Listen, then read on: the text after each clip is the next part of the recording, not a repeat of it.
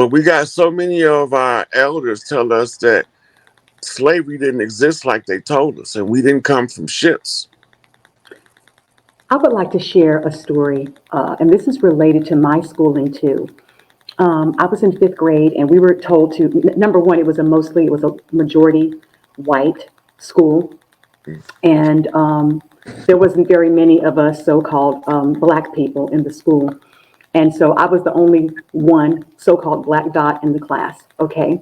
And there was an assignment we had to do, and they said, okay, so, make a little caricature of, the paper, the construction paper out of yourself, and then on the abdomen part, write where you're from, okay? And so I was thinking really hard, and I'm like, so I saw everybody writing stuff like, oh, I'm from Germany, I'm from, wherever, Russia, all these different places. And I'm like thinking, because, they teach us, they say, well, this is all immigrants, it's the melting pot. So I'm like, well, where am I from? And I was thinking real hard, and I was like, well, all I know is I'm from here.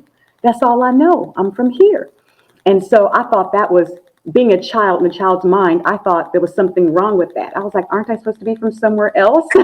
and so, and then, and then the same day they were showing slave videos. So the Africans were,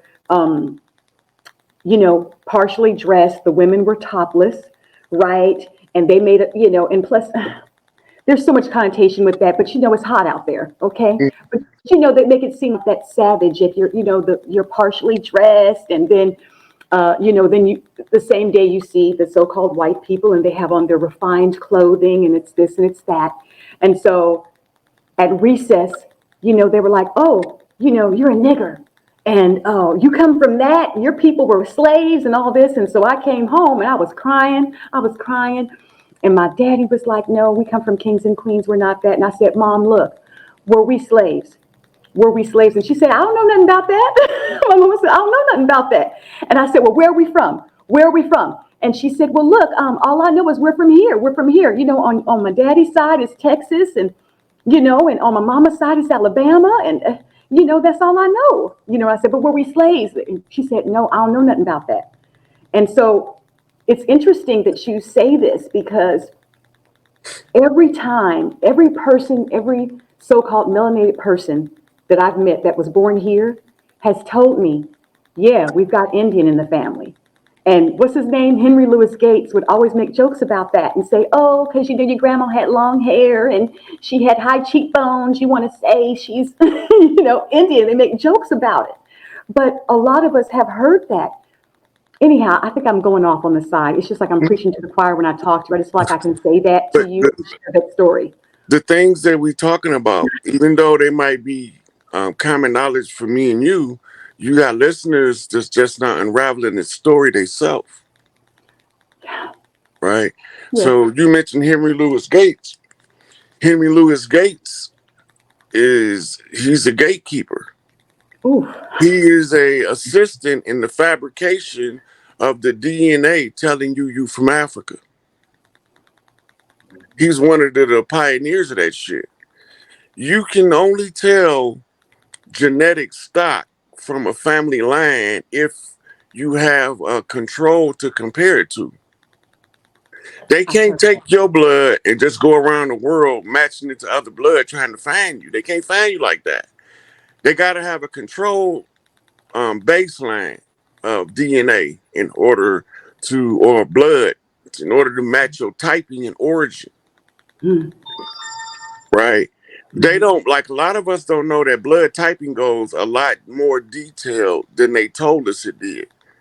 But it's just not as descriptive as DNA. Right? So Henry Louis Gates is a bourgeoisie Negro. Okay, so let me just say this, because when you go back generations on your family line, you can't possibly know, unless you go into a deep meditative state, which I haven't gone that deep, but you can't possibly know all the, your great grands. As you go further back, they multiply, right? Mm-hmm. So you can't know every person. What do you think about this? That saying, okay, well, I'm sure, because we know that there's been migrations of I guess the Malian Empire. There was one emperor that came Yeah, over that back in was the. Mansa Musa. He came looking for his brother who had come over here for trade. And Okay, so his brother got lost. okay, so having said that, we know that there were some people that came, some West Africans that came over But and that maybe wasn't that never, wasn't uncommon for us to do trade with West Africa.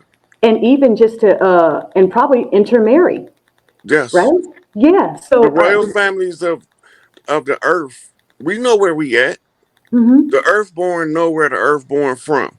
okay, So a lot of us intermarried with Africans yeah, across the Atlantic before mhm, Columbus ever set sail, as right, well as Asian and Polynesian on the mhm, western side of the land, where the natural barrier, they dug the Panama Canal to break the barrier, mm, right? Because you would have to go all the way around South America to sail from um, West Africa to California. mm, So, in order to eliminate the route around South America, they dug the Panama Canal. So, in the modern educational system, they have us believing that the $5 Indians, who they declared Indians by presidential order, guys like Andrew Jackson, Trail of Tears, you know, treaties were signed using $5 Indians as stand-ins for us. We ain't supposed to figure this shit out.